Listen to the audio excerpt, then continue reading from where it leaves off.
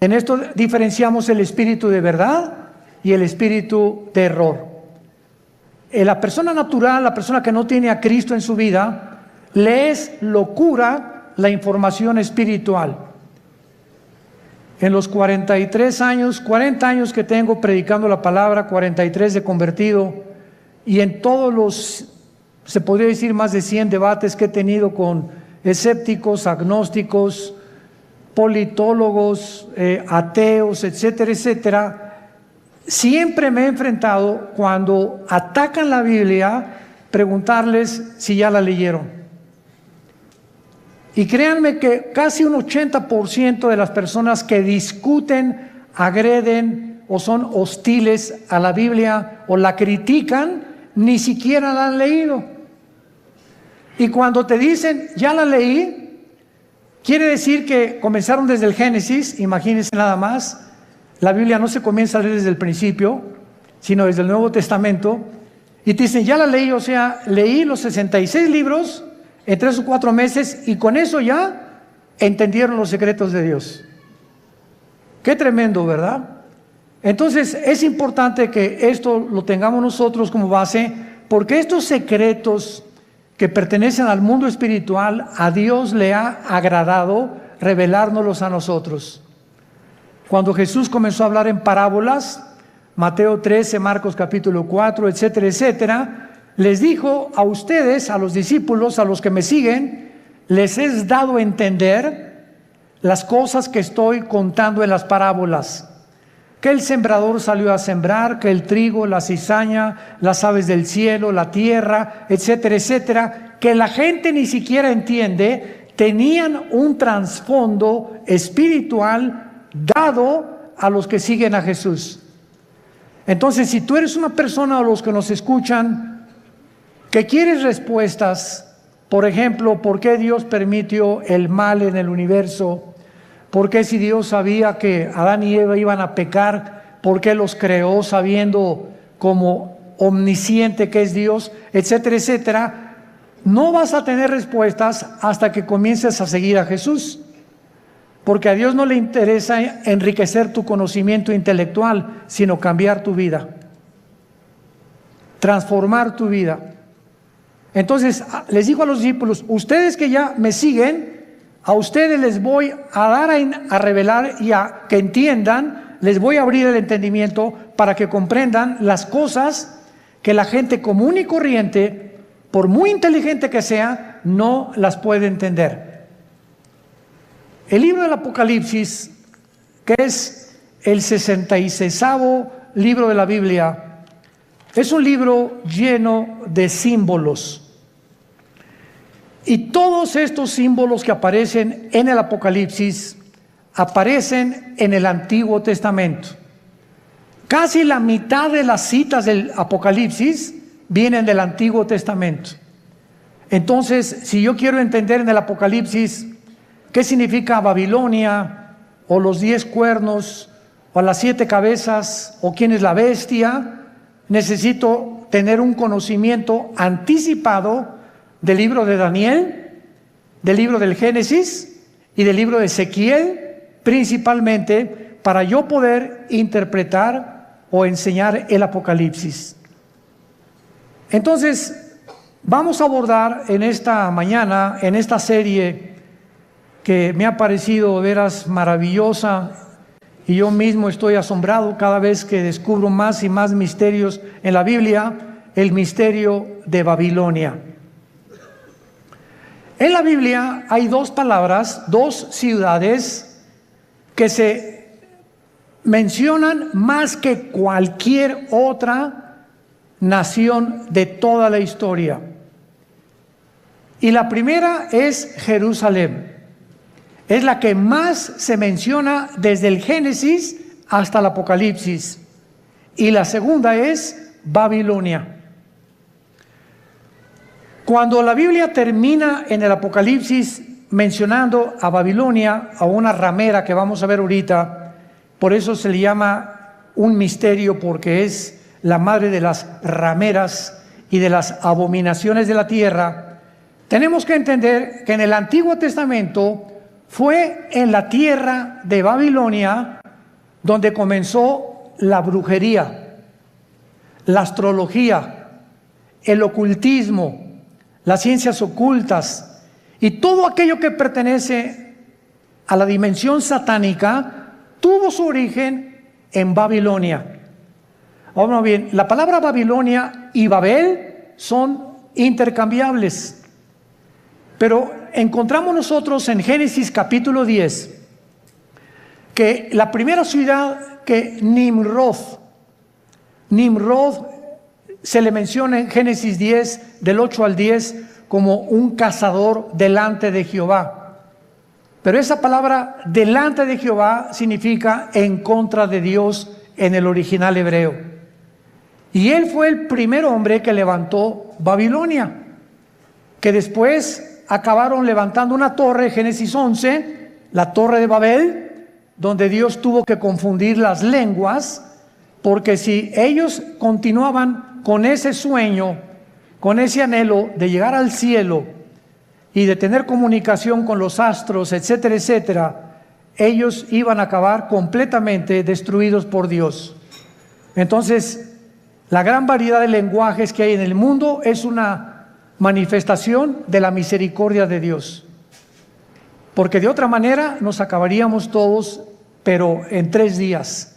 Entonces, gracias a que unos hablan francés, otros español, otros italiano, etcétera, etcétera, el mundo ha durado casi 6,000 años. Muy bien, ahora Babilonia, aparte en el Antiguo Testamento, aparece con otros nombres geográficamente. Uno de ellos es la tierra de los caldeos. La tierra de los caldeos. Y esta palabra, la tierra de los caldeos, esta frase significa la gente que vivía en Caldea, y Caldea era Babilonia.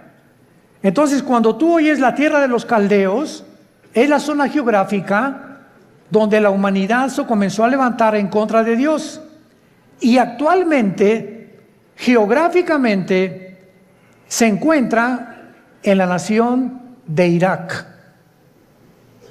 Ahí lo que es ahorita Irak y Siria, porque en el Antiguo Testamento Irak y Siria era la tierra de la Mesopotamia y no había una división, estas dos naciones no están divididas todavía, y toda esa área geográfica es precisamente donde comenzó la humanidad, de acuerdo a la Biblia. Porque por ahí corre el río Tigris, que nace en Irak, en Turquía, son como 3,000 kilómetros y desemboca en el Golfo Pérsico, donde ahorita hay una gran tensión, por cierto, entre Irán, Inglaterra y Estados Unidos, porque Irán continúa apoderándose de los barcos petroleros ingleses, porque está provocando Irán. No sé si leen los periódicos, anoche otro escándalo, que no han soltado el barco que capturaron los iraníes en el Golfo Pérsico, el estrecho de Hormuz, que es exactamente junto a Irán, porque ellos quieren una guerra contra Estados Unidos por el grupo Hezbollah terrorista, para que si Estados Unidos actúa a través de la naval y a través de la guerra y viene un enfrentamiento, entonces entraría a la guerra Israel, y bíblicamente los judíos destruirían Elam. Apúntalo, Enrique, L-A-M. Elam es una franja que está dentro de Irán, junto al Golfo Pérsico, pero es la parte más pegada al Golfo Pérsico, al estrecho de Hormuz.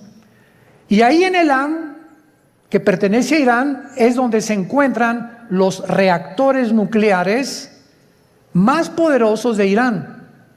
Ahí están las centrifugadoras del uranio 235, que es el elemento químico para producir la bomba atómica o las bombas nucleares.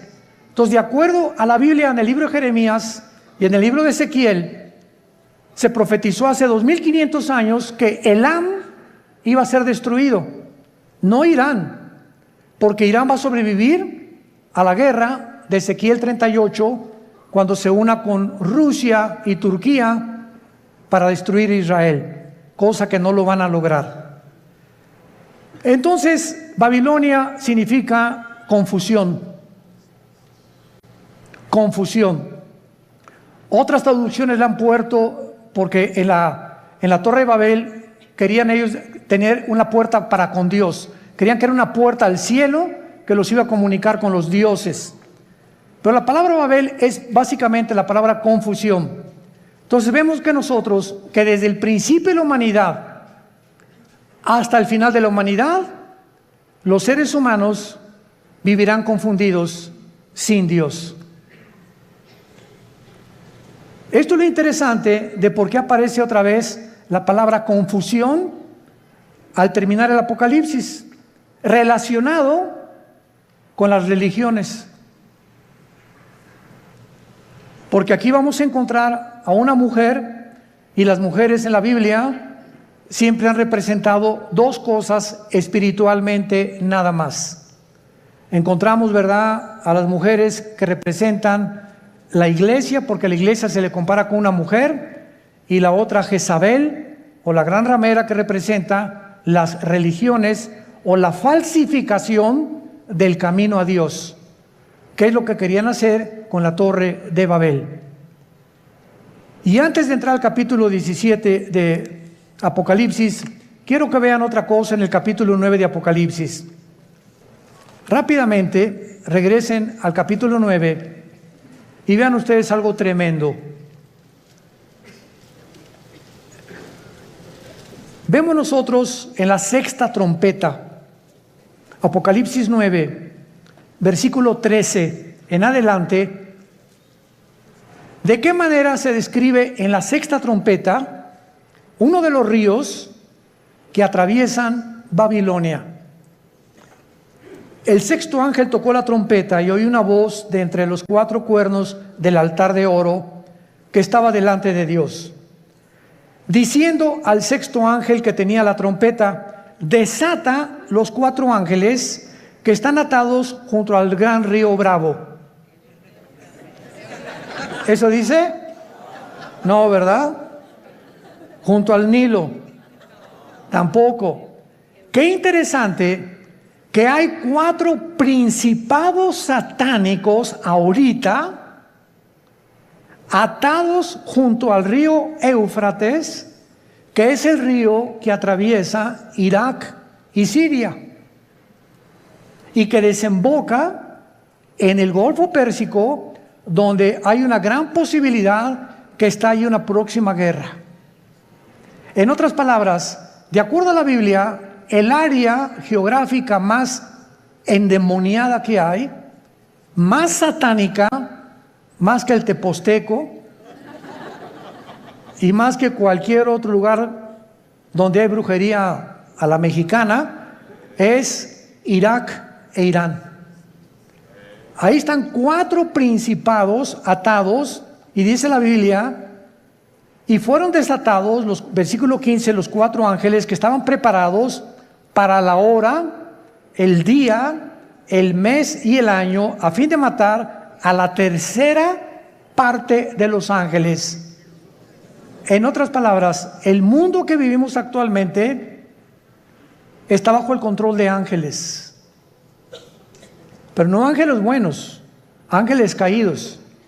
Y la Biblia nos corre las cortinas y nos muestra que en esta época que estamos viviendo, que ya se va a acabar, vamos a entrar a donde ya los ángeles caídos serán completamente derrotados, y entrará Cristo con la iglesia a gobernar el mundo por 1000 años, después la Nueva Jerusalén, después la eternidad. Pero dice Hebreos capítulo 2, Dios no sujetó el mundo venidero a los ángeles.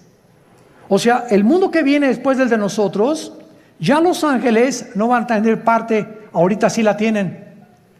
Y esto lo explica el capítulo 10 de Daniel, el capítulo 7 de Daniel, el capítulo 2 de Daniel, Ezequiel capítulo 28, Isaías capítulo 14, etcétera, etcétera, donde cada nación, Grecia, Egipto, los medos, los persas, los romanos, los babilonios, todos tenían ángeles que les decían a los gobernantes lo que tenían que hacer.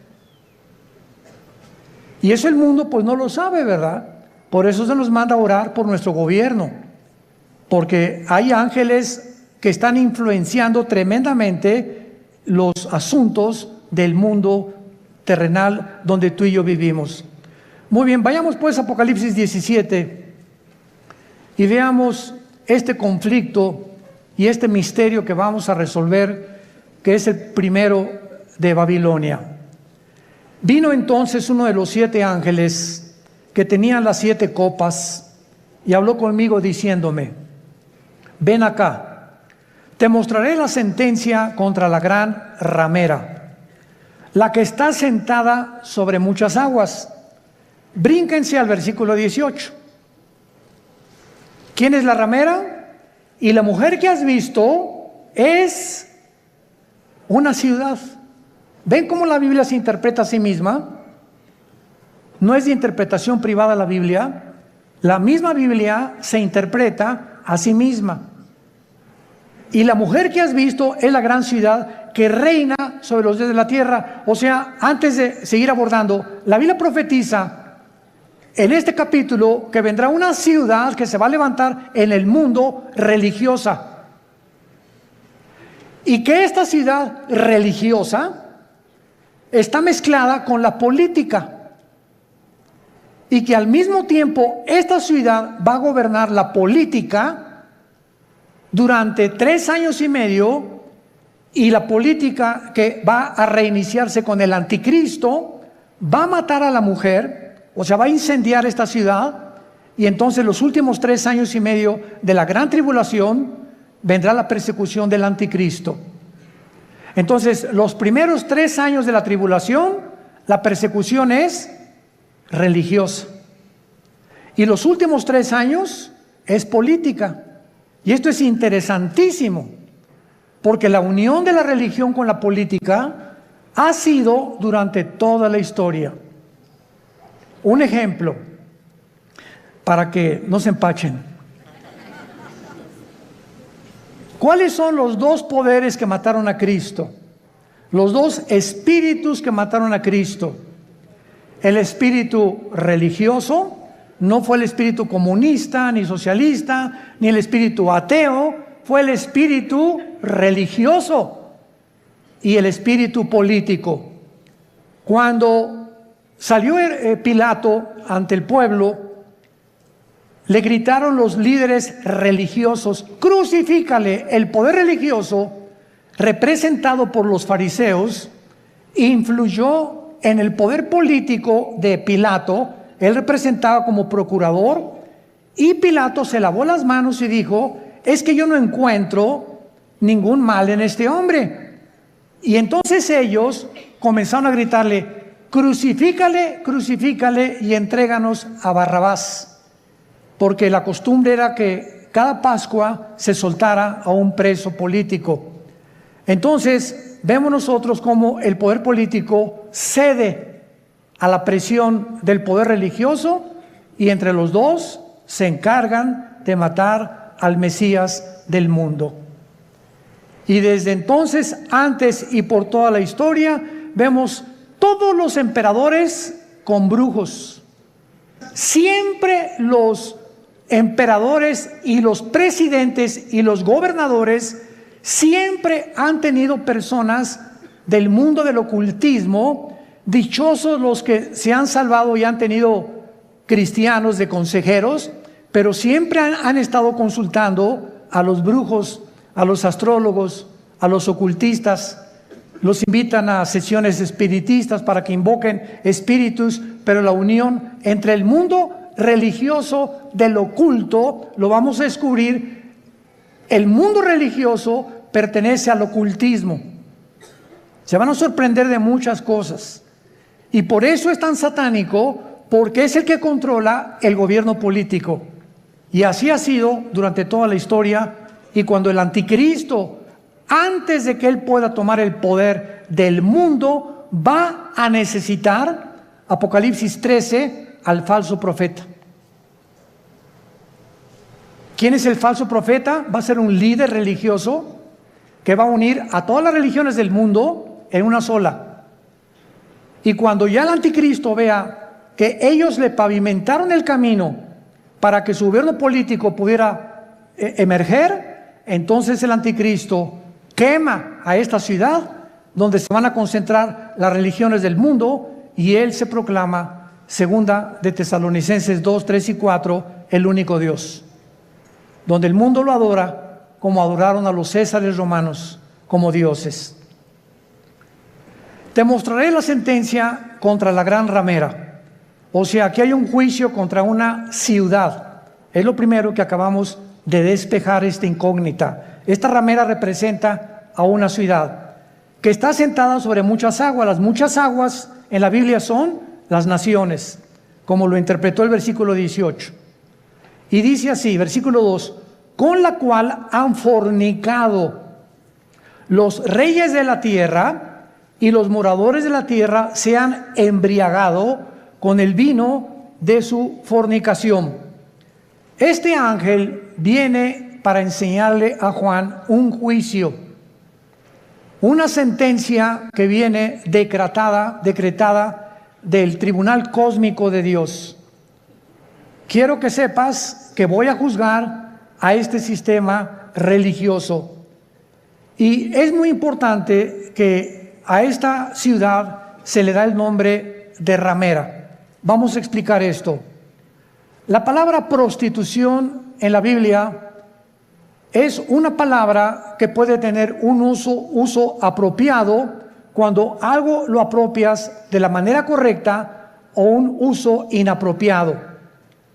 Cuando el sexo se vende o cuando alguien entrega su cuerpo a cambio de algo, se llama prostituirse. Entonces, cualquier persona que tenga relaciones sexuales porque va a recibir ya sea dinero o una mejor posición, o porque el jefe de tu trabajo te invitó a Acapulco porque te va a ser su secretaria particular con el doble de sueldo, tú te estás prostituyendo.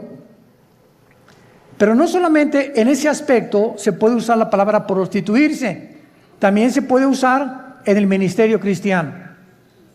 Cuando, por ejemplo, un pastor sabe que un miembro de su iglesia vive en adulterio y viene la esposa y nos dice, mi esposo vive en adulterio, pero resulta que don Pancho, el que vive en adulterio, el gordito rabo verde sinvergüenza, fue el que puso el techo de la iglesia y es el que más diezmos está dando.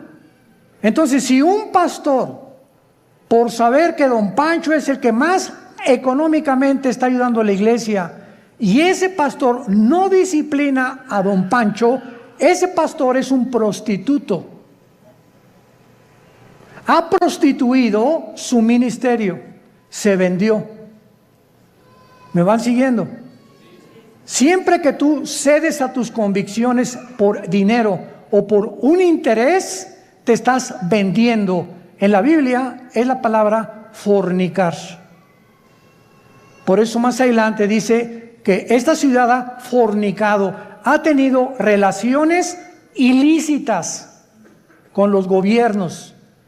Y la iglesia no tiene que haber separación entre iglesia y el Estado. La separación gubernamental y políticamente entre la iglesia y el Estado es beneficiosa, es saludable, porque ningún Estado, ningún gobierno puede imponer. Hagan de cuenta que en México surge un presidente cristiano.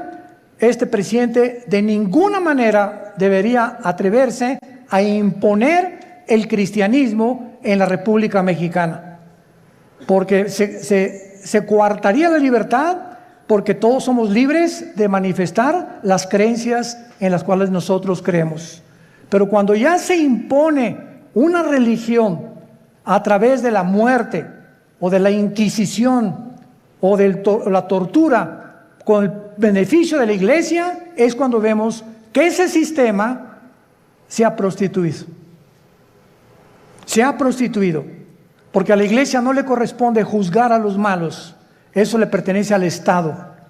El Estado usa el Estado de Derecho para castigar a los malos, silla eléctrica o pena capital o pena perpetua, lo que sea. La iglesia tiene la función de predicar el Evangelio para que el corazón del ser humano sea transformado. La justicia la aplica el Estado, no la iglesia. Para que me vayan siguiendo con mucho cuidado.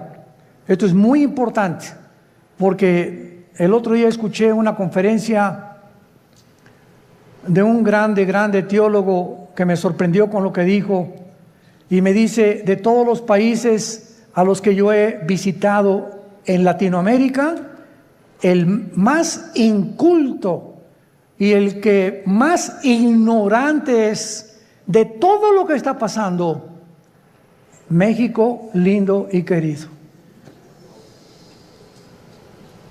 Sentí algo bien feo aquí adentro de mí. Se considera el país más ignorante y más inculto de todo lo que está pasando políticamente, religiosamente, etc. Como que si al mexicano no le importa más que el Calimán y las telenovelas y el América, desde luego. Además vive el América. Bueno, pero esto es tremendo, ¿verdad? Y otra cosa que también me sorprendió es que un análisis que hizo las Naciones Unidas fue que en Europa el promedio de la gente normal, desde los 10 años de edad hasta los 25 o 30 años de edad, cualquier europeo de cualquier nación de Europa ha leído antes de los 25 años por lo menos 6, 7 libros al año. Y en México, 1 al año. Y con trabajo no lo acabaron. ¿Se imaginan? Estamos con el esto, con el Calimán, la televisión, ausentes completamente de cultivar nuestro espíritu, nuestra mente intelectual. Me gradúo de abogado y jamás me vuelvo a meter a la jurisprudencia ni a los libros. Me gradúo de médico, no me actualizo con todos la tecnología impresionante en la medicina que hay actualmente. Por ejemplo, no sé cuántos de ustedes han notado que ya no uso lentes. Asústame. No es para que se asusten, ¿verdad? Pero es increíble. Tengo como 40 años usando lentes. Yo tenía hipermetropía, estigmatismo y no podía leer. Ahorita tengo una visión de 20/20, impresionante. ¿Saben lo que me hicieron? Resulta que ahí en Dallas, Texas, está uno de los médicos oftalmólogos que trajo el rayo láser. Pero a mí no me hicieron nada más el rayo láser, sino que me hicieron 2 implantes de la oftalmología, 2 implantes intraoculares. O sea, me metieron 2 ojos. O 2 lentes, no sé. Y cuando yo le pregunté al oftalmólogo después, duró 16 minutos la cirugía. Primero uno y como al mes me hicieron el otro. Y le dije, bueno, ¿cómo está esta explicación? Y me dice, mira, hay 5 tipos de lentes. El que te metimos a ti se llama ultralight. ¿Qué significa esto? Con un rayo láser te perforamos una incisión milimétrica y por un tubo te metimos un lente envuelto como un taco. Y entró el lente y dentro de tu ojo se abrió como una tortilla. Y entonces se tiene que ir pegando a la parte de atrás, al tejido. Y en ese momento, bueno, me dieron entrenamiento, ¿verdad? Todos los días me dieron que tenía que hacer una pluma así, acercármela a todo, nomás como 50 o 100 veces, hasta que ya pudiera leer de cerquito. Ahorita ya no necesito nada, ya puedo ver de lejos, ya la luz casi no me molesta. Pero es impresionante la tecnología de la oftalmología y de todas las demás ramas de la ciencia del siglo XXI. A mi hijo Caleb le hicieron en 7 minutos el láser, nada más que a él no le hicieron cirugía. A él con el puro láser le quitaron los problemas que tenía de la vista con una garantía de 35 años. Ahí me dieron hasta que venga el Señor por nosotros. Pues sí, ya para qué quiero más, ¿verdad? Bueno, pero este es el mundo que estamos viviendo, ¿no? Entonces, están pasando muchas cosas en el mundo y tenemos que estar actualizados, tenemos que estar leyendo revistas, actualizándonos, ¿verdad? Las noticias para saber y enterarnos cómo está la cosa, y tenemos que tener hambre, pero más que nada, hambre de la Biblia. Muy bien. Entonces, la prostitución en este pasaje, la ramera, representa, si lo quieres apuntar, la prostitución de la religión. Cuando la religión se vende Cuando la religión ofrece, dame dinero y tu hijo va a ser sanado, dame dinero y la maldición se irá de tu casa, o manda dinero y vas a recibir a cambio algo, esta religión está negociando la salud y se está prostituyendo. Porque la Biblia dice que Dios ama al dador alegre, no por necesidad, ni por coerción, ni por amenaza, ni porque si no mandas, la maldición de Tutankamén caerá sobre tu casa. Ahí es cuando vemos la prostitución de la religión. Hace poco acaban de capturar a un hombre, ¿verdad?, en Estados Unidos, líder de una secta que se llamó La Luz del Mundo en México, que no se imaginan ustedes, ¿verdad? No son millonarios, son multimillonarios. Y lo más asombroso es que el 70% de las gentes que van a estos millones de personas que pertenecen y el dinero que tienen, son gente humilde, son gente de pobres, o sea, de la clase indígena y de casi, como decía Cantinflas, desleídos y desilustrados. No son muchos profesionistas ni mucho menos. Y estas personas, ¿verdad?, tenían comandos armados. Cuando ese hombre viajaba con guardaespaldas, con ametralladoras, etcétera, etcétera. Y llegó a convencer a la gente de que él era Dios. Y cuando él entraba a la iglesia había un trono literal, donde él se sentaba con muchachas junto y muchachas por acá a los lados, y entraba y lo comenzaban a adorar como Dios. En otras palabras, él estaba vendiendo, prostituyendo la religión. Y así hay cantidad de sectas, e inclusive se puede dar en iglesias cristianas. Cuando los líderes, vuelvo a repetir, por causa del dinero o por conveniencia del dinero, se venden y sus convicciones las crucifican para poder obtener lo que ellos están ofreciendo mediante milagros. Este es el problema de las religiones que se prostituyen. Muy bien. Y esto es lo que sucede en Apocalipsis 17, como lo vamos a ir viendo, una ciudad prostituta que ha fornicado, dice el versículo 2, con los moradores de la tierra. Y más o menos ustedes ya pueden irse dando cuenta de quién estamos hablando. La única, para que ustedes estén enterados, sin afán de ofender a nadie, la única religión que existe en el mundo, la única que tiene un lugar en las Naciones Unidas, es Roma. La única religión que durante 18 siglos en Europa no permitía que los reyes se casaran más que con los que ellos autorizaban. La única religión que exigió que si no te convertías a Roma durante 350 años, nombró un papa a Torquemada, un hombre español, con la Inquisición, donde los abrían los cuerpos, les quitaban el pelo, los rapaban, pero con todo y la piel, les sacaban los ojos, los sentaban en estacas, los quemaban vivos a judíos y a cristianos, porque no aceptaron que Roma es la única religión que salva. Y hasta el siglo XXI, los estatutos romanos continúan enseñando lo mismo. Fuera de Roma no hay salvación. Esto es impresionante. Cuando yo tenía 12 años de edad, les he contado a muchos, fuimos educados, mi hermano Alejandro y yo, en colegios lasallistas, San Juan Bautista de La Sal. Y a los 13 años vivíamos en Acapulco, entré al seminario, yo quería ser cura, porque nos enseñaron los hermanos lasallistas en aquel tiempo el latín, en aquel tiempo éramos acólitos, el cura daba la misa en latín, cuando entraba supuestamente al altar, ¿verdad?, entraba y decía, introibo al altar de Deu, Justifica Juventudes Meam, me introdujo al altar de Dios a ofrecer los sacrificios por los vivos y por los muertos.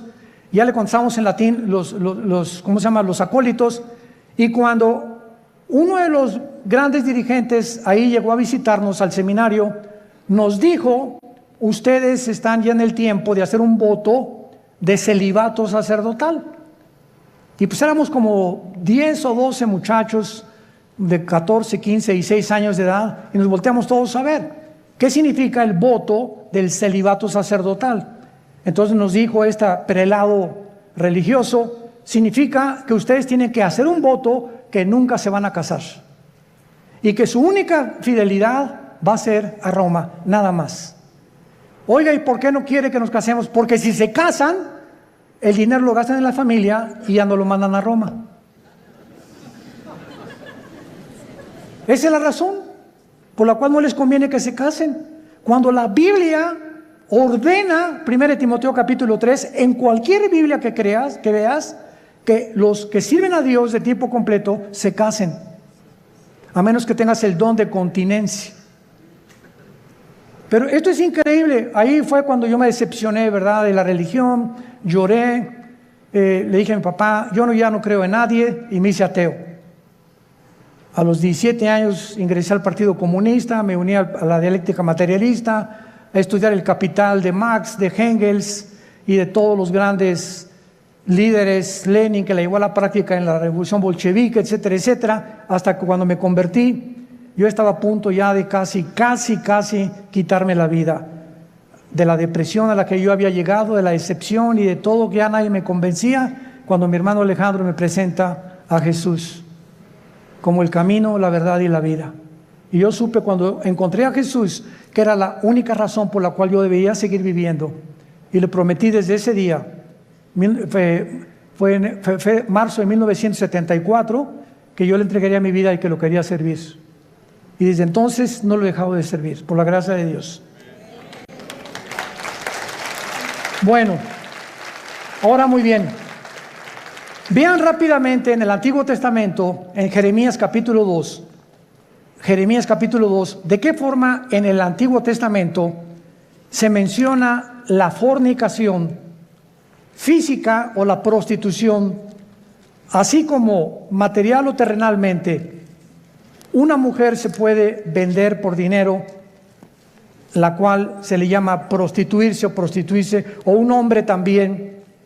Espiritualmente, Dios usa el mismo término cuando tú le dejas a Él por los ídolos, o cuando dejas a Dios por otras cosas más importantes que Él. Dice Jeremías capítulo 3. Dicen: si alguno dejare a su mujer, yéndose esta de él, y se juntare otro hombre, ¿volverá a ella más? ¿No será la tierra del todo amancillada? Tú pues, le está hablando Dios a Israel, has, ¿qué cosa? Fornicado con muchos amigos. Pero no se está refiriendo Dios a la fornicación física sexual. Veámoslo. Mas vuélvete a mí, dice Jehová, alza tus ojos a las alturas y ve en qué lugar no te hayas prostituido. Junto a los caminos te sentabas, para ellos como árabe en el desierto, y con tus fornicaciones y con tu maldad has contaminado la tierra. Por esta causa las aguas han sido detenidas y faltó la lluvia tardía, y has tenido frente de ramera y no quisiste tener vergüenza. Dios acusa a Israel de fornicar con los ídolos, que es lo mismo cuando un hombre se va con una mujer que no es su esposa, o cuando un muchacho tiene relaciones con su novia sin casarse, está fornicando. Ella se está entregando a él, o por conveniencia, o él con ella. Se están prostituyendo los dos. Y cuando tú espiritualmente dejas a Dios y abrazas cualquier otra área de la vida por olvidarte la palabra de Dios, has prostituido tu llamado. Estás fornicando. En otras palabras, en la Biblia, la idolatría se le compara con la fornicación sexual. Ahora veamos y confirmémoslo en Santiago capítulo 4, en el Nuevo Testamento, y dice así el apóstol Santiago. Santiago capítulo 4, versículo 4. Santiago 4, versículo 4. Oh almas, ¿cómo se les llama? Adúlteras. Pero no porque se hayan ido con otra mujer. ¿No sabéis que la amistad del mundo es enemistad contra Dios? Cualquiera que se quiera ser amigo del mundo se constituye enemigo de Dios. ¿O pensáis que la Escritura dice en vano, el Espíritu que le ha hecho morar en nosotros nos anhela celosamente? Vemos ya que también en el Nuevo Testamento la fornicación puede ser espiritual o puede ser de carácter sexual. Vayamos otra vez a Apocalipsis, nuestro pasaje, y ya vamos despejando muchas incógnitas que estaban ocultas ante nuestros ojos, por lo cual Dios le llama a esta ciudad, versículo 2, has fornicado con los reyes de la tierra. Roma tuvo relaciones ilícitas con los políticos. Cuando Constantino en el año 325 después de Cristo, apúntalo, fue el último emperador romano, fueron los emperadores los que le hablaron a una persona para darle el título de pontífice. Fue el primer título que se le dio a un dirigente en Roma. La palabra pontífice significa constructor de puentes en el latín. Constructor de puentes, o sea, vamos a nombrar a una persona, síganme con cuidado, que tenga relación con Dios y que nosotros a través de esa persona podamos comunicarnos con Dios. Cuando 350 años antes, la Biblia dice, porque no hay más que un solo mediador, Hechos 4:12, entre Dios y los hombres, Jesucristo. Entonces, Roma toma el lugar de Jesús y dicen que ellos a través actualmente de cualquier cura o cualquier padre te tienes que ir a confesar. Él te da una penitencia de, no sé, 30, 40 veces Marías o lo que tú quieras decir, y en ese momento tus pecados son perdonados. ¿Qué dice la Biblia? Que no tenemos ya a nadie desde Cristo en nuestros días a quien contarle nuestros pecados más que a Jesucristo, hombre. Primera de Juan 1, 8 y 9. Si confesamos nuestros pecados, Él es fiel y justo para perdonarnos y limpiarnos de toda maldad. ¿Se dan cuenta cómo cuando comenzamos a estudiar se nos comienzan a caer las vendas? Pero cuando el mexicano o el latinoamericano no quiere estudiar y no quiere leer, te puedes quedar 20, 30 años y te encierras en una cárcel de religión. No, yo estoy bien, y ahí tienes enfrente la luz y te niegas a verla. Porque puede más tu orgullo religioso que la verdad. Juan capítulo 3, y esta es la condenación, que la luz vino al mundo y los hombres amaron más las tinieblas que la luz, porque sus obras eran malas.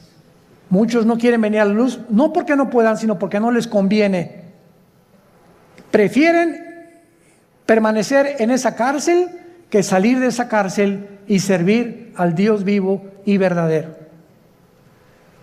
Veamos ahora en segundo lugar que dice el versículo 2, que esta relación ilícita que le llama fornicar con los reyes de la tierra, o sea, una relación política religiosa que no debe existir. Los moradores de la tierra se han embriagado con el vino de su fornicación. La palabra embriagarse, ustedes saben, es emborracharse, pero no con tequila herradura, ni con mezcal, sino aquí también se usa en el sentido que la religión embriaga a las personas, las emborracha, les nubla el entendimiento y los convierte en ovejitas con un pastor ciego. Entonces, cuando tú estás en algún movimiento religioso y abundan en el mundo entero y no entiendes, ni lees, ni conoces, sigues como borrego, simplemente porque pues ahí va tu familia, o porque ahí van tus amigos, o porque te cautivó esa persona que se dicen dioses, etcétera, etcétera, estás como borracha. Caes en una trampa tremenda. ¿Se acuerdan de Jim Jones? 1978, que se llevó a 1,000 personas a la Guyana junto a Venezuela. ¿Se acuerdan de David Koresh, que en Waco, Texas, dijo que él era el ángel del Apocalipsis? ¿Se acuerdan de Juan Carlos Miranda, recientemente, que dijo que él era primero el anticristo, pues que era Jesucristo? Y así este señor de la luz del mundo, que dijo que él era también el único que debían de adorarlo, y cuando llevaba en su haber 7 o 4 niñas violadas. ¿Qué le pasa al mundo? Te puedes preguntar, ¿no? O sea, qué fácil somos engañados. Qué fácil es caer en una secta por no estudiar.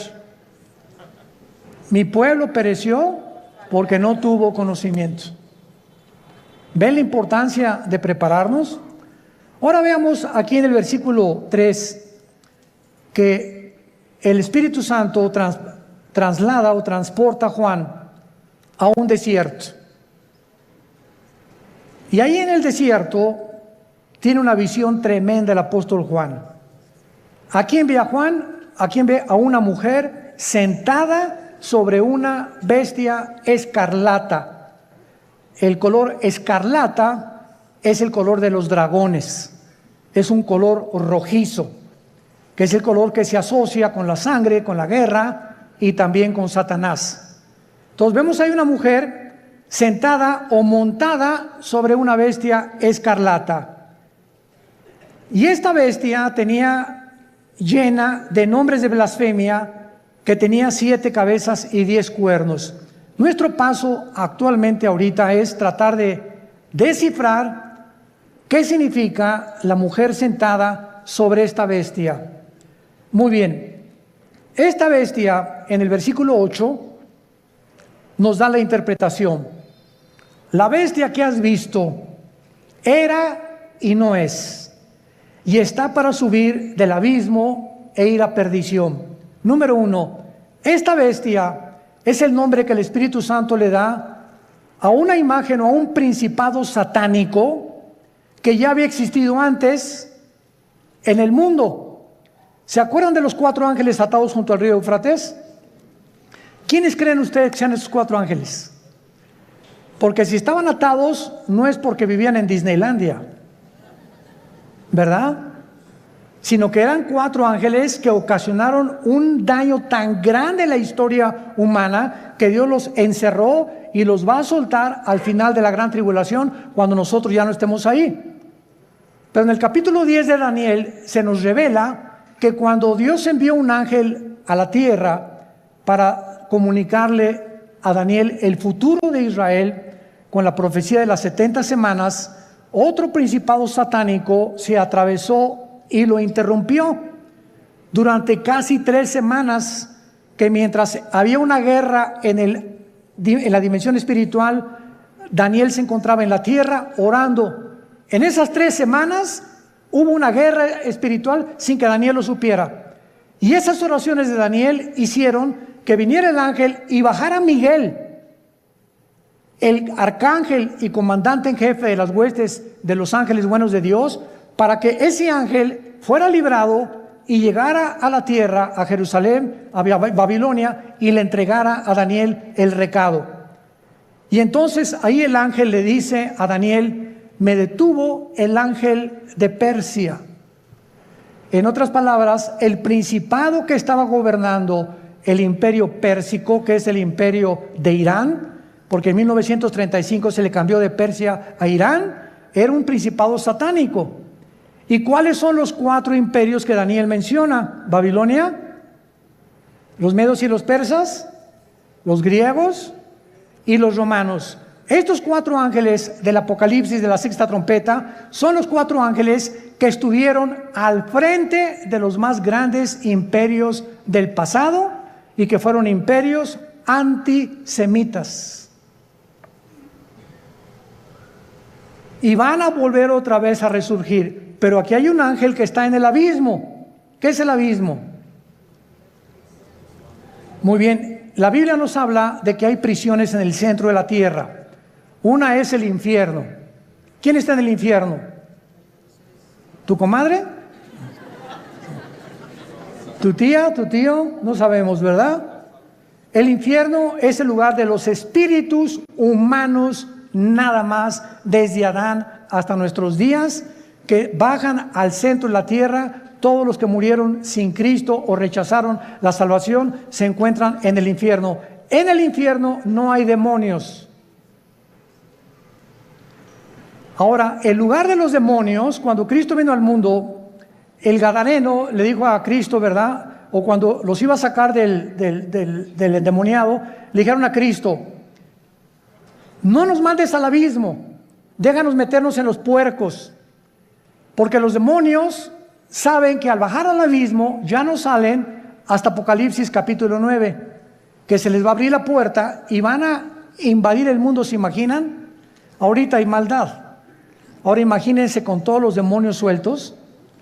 Entonces en el abismo están los demonios, en el infierno los seres humanos, en el Abadón o en el Tartarus están los ángeles caídos que Dios ha guardado por ahí y que también serán soltados después. Y hay otros ángeles que están guardados y que ya nunca jamás, por toda la eternidad, van a ser soltados.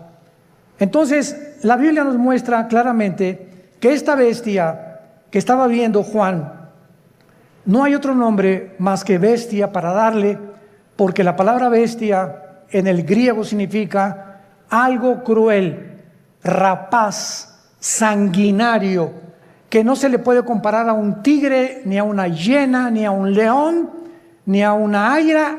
No hay ningún animal comparado, y por eso se le adjudicó el nombre de bestia. Y esta bestia es el anticristo. ¿Qué nos dice la Biblia? Que cuando surge el anticristo, que lo más seguro es que el diablo va a tener relaciones con una prostituta. Y de esta relación van a ser el anticristo. ¿Cuándo entra el espíritu al cuerpo humano? Cuando mi papá se juntó con mi mamá, el cromosoma Y de mi papá se juntó con el óvulo de mi mamá, doble X, se formó una célula de 46 cromosomas que le llaman el cigoto o el cigote, ¿verdad? Y ya después ahí es el feto y ahí se va formando la criatura. La pregunta es la siguiente: ¿cuándo entra el alma humana o el espíritu al cuerpo humano? Esta pregunta ha hecho que los mismos científicos estén debatiendo actualmente cuándo se aborta y cuándo no se aborta.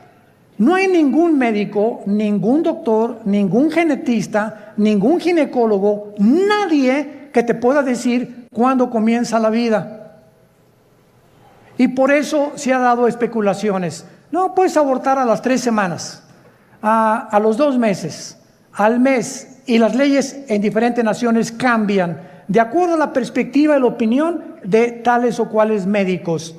Pero en el Salmo 139, escrito hace 3000 años, escribió Dios: mi embrión vieron tus ojos.